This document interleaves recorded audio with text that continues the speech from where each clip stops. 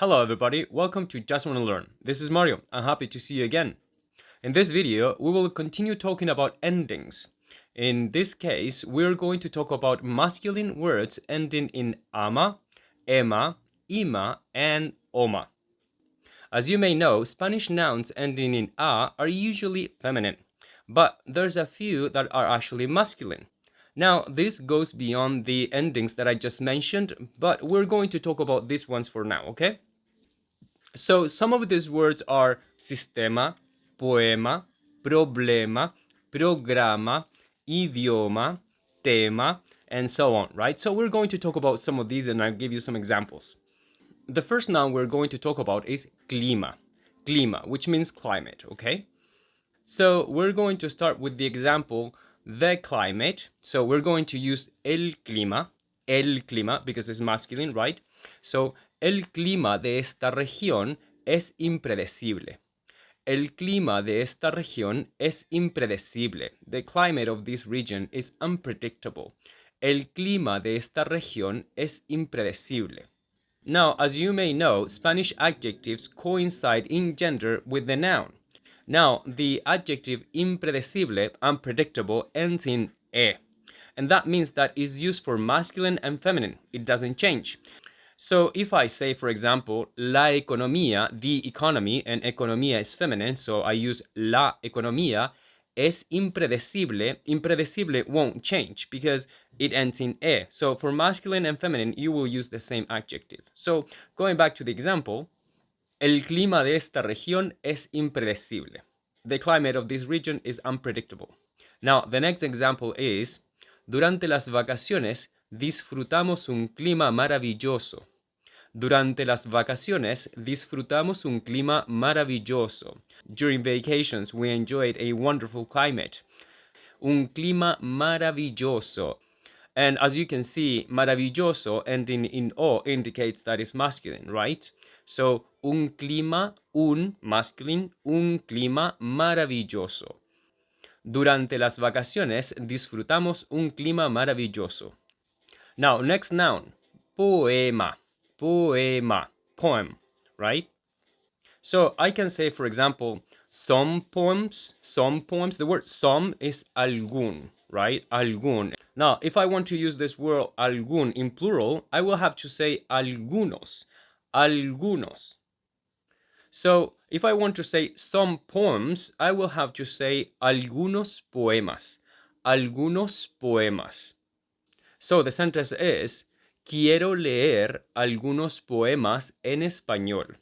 Quiero leer algunos poemas en español. I want to read some poems in Spanish. Quiero leer algunos poemas en español. Now, if I want to say this poem, of course I will have to use the masculine form of this. So it will be este poema. Este poema. So if I want to ask, who wrote this poem?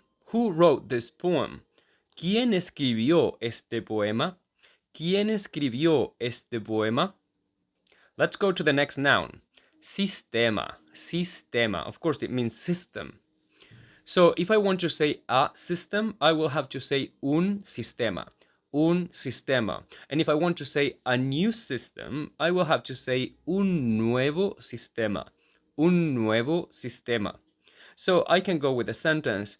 Mi compañía está implementando un nuevo sistema de seguridad. Mi compañía está implementando un nuevo sistema de seguridad. My company is implementing a new security system. Mi compañía está implementando un nuevo sistema de seguridad. Now, if I want to talk about the systems in plural, I will have to say los sistemas, los sistemas. So I can go with the sentence. El mal clima, the bad climate or the bad weather, el mal clima hizo colapsar los sistemas de transporte. El mal clima hizo colapsar los sistemas de transporte. The bad climate made the transportation systems collapse. El mal clima hizo colapsar los sistemas de transporte.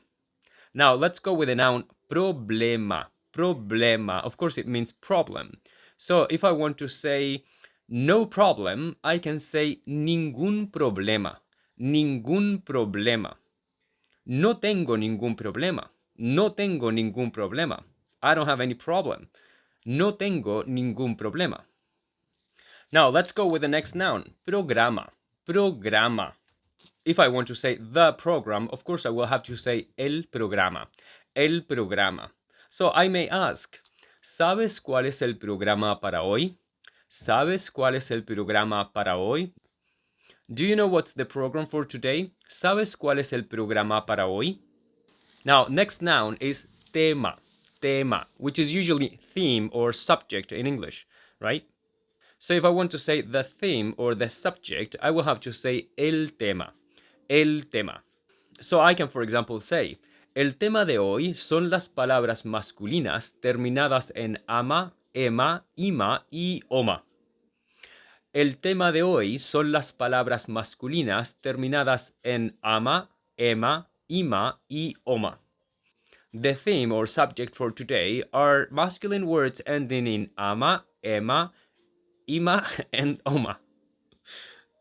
Or I can, for example, say this subject or this theme would be este tema. Este tema. So, este tema es delicado. Este tema es delicado. This subject is delicate. This is a touchy subject.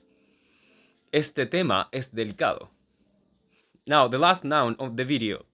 Idioma. Idioma, which means language. So, of course, if I say the language, I will say el idioma. El idioma.